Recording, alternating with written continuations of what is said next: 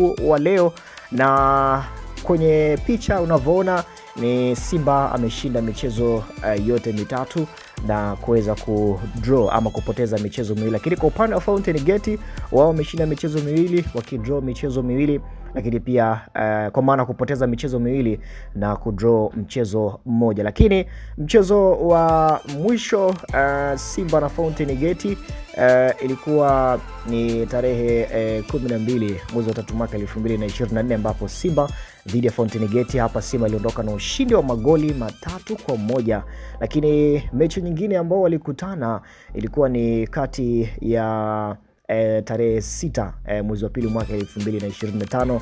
Hapa Simba aliweza kushinda ama alitoka sare ya kufungana na Fountain Gate kwa maana ya 1-1, waligawana alama 1-1.